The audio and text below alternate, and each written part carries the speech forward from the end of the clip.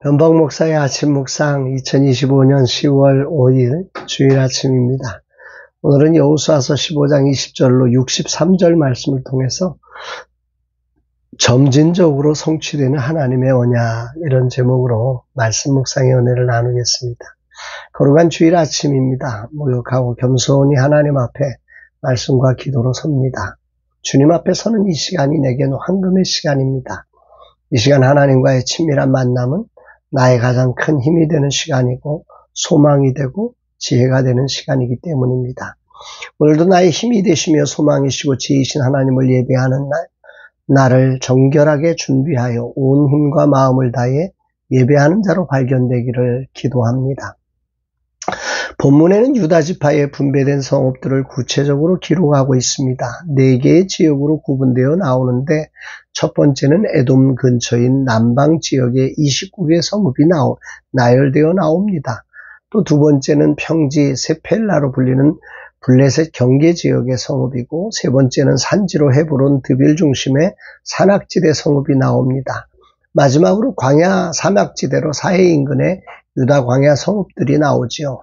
그리고 마지막에 이런 결론을 맺습니다. 64절, 예루살렘 주민 여부수 족속을 유다 자손이 쫓아내지 못하였으므로 여부수 족속이 오늘까지 유다 자손과 함께 예루살렘에 거주하니라. 이 부분은 한편 아쉬움이 남는 표현이지요. 이 예루살렘에 살던 여부수 족속은 다윗에 의해서 쫓아내고 점령됩니다. 그러니까 다윗 때까지 이스라엘의 중심부는 여전히 여부수 족속에 의해 점령된 상태로 살았다는 말이지요.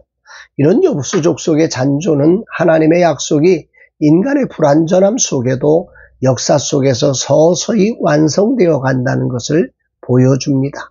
즉 인간의 불완전 속에서도 하나님의 계획은 중단되지 않는다는 은혜의 상징처럼 보이기도 하지요. 이런 관점에서 여부수 족속의 사건은 하나님 나라가 점진적으로 확장되고 궁극적으로 그리스도를 통해 완성될 것을 상징하는 예표적 사건입니다. 이미 여호수아 시대에 가나안 땅 정복이 주어졌지만 아직 완성된 것은 아니고 믿음의 사람 곧 예수 그리스도의 조상인 다윗의 의해 완성되었습니다.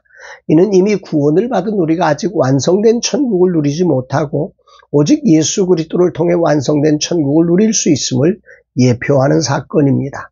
오늘 본문은 하나님의 언약이 얼마나 신실하게 성취되었는지를 구체적인 지명을 통해서 확인하게 합니다. 하나님의 말씀은 살았고 운동력이 있습니다.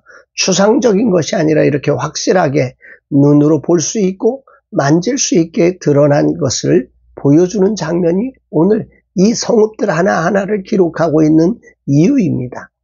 이것이 점진적으로 이루어져 다윗에 의해 완성된 것은 오직 예수 그리스도를 통해 완성된다는 사실을 예표로서 보여주고 있는 거지요. 그렇게 유다 지파는 형제의 찬송을 받을 자로 예언된 말씀을 성취하며 이스라엘의 중심에 서게 된 것입니다. 이 모든 것이 하나님의 절대적 주권으로 이루어짐을 우리는 알게 되며 이것을 주목하게 됩니다. 오늘 주님은 내게 무엇을 말씀하시는 것일까? 갈렙을 필두로 유다 지파는 이스라엘 중심을 가장 넓게 차지하며 주인공의 자리에 섭니다. 하지만 그들조차 완전히 쫓아내지 못하였다. 이런 말씀으로 마감을 하고 있습니다. 큰 성이며 거인인 아낙 자손도 물리쳤는데 여부수 족속을 물리치지 못한 연약함을 가진 것이 인간임을 보게 합니다. 가장 힘들다고 여긴 아낙 자손을 이기는데 왜 여부수 족속은 물리치지 못했을까? 이해되지 않지만 인간은 위대한 전투에서 승리하고 작은 일상에서 무너지는 약함이 있음을 보여주기도 합니다.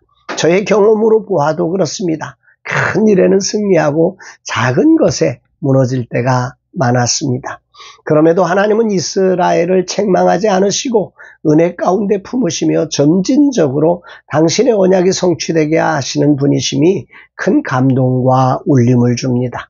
인간의 넘어짐은 어쩌면 하나님의 은혜를 깨닫는 결정적 자리가 되기도 합니다. 이 사실을 기억하면서 그렇게 우리를 멈추지 않는 은혜로 이끄시는 넓고 크신 하나님의 은혜에 감사와 찬양과 영광을 올려드립니다. 돌아보면 나는 하나님의 큰 은혜를 수없이 경험했습니다. 그럼에도 작은 일에 어처구니 없이 넘어짐을 반복하며 여기에 이르렀습니다.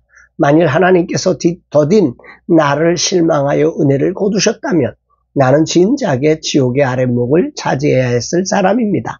하지만 하나님은 그런 나의 넘어짐을 허용해 주셨고 그 자리를 세미한 은혜로 채워주셔서 나로 주님을 더 깊이 알고 사랑할 수 있는 자로 세워 가셨습니다. 이런 은혜가 바로 나를 향한 하나님의 진정한 계획임을 봅니다. 그렇습니다. 하나님의 약속의 땅이 하나님께는 목적이 아니었습니다.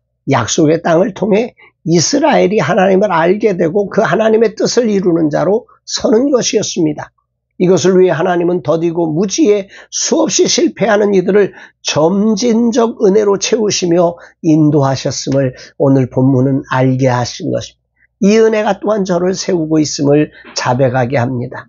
오늘의 연약함 속에서도 하나님은 나를 여전히 이끄시고 완성의 날까지 멈추지 않으실 하나님의 그 은혜를 마음 다해 그래서 찬양하게 됩니다.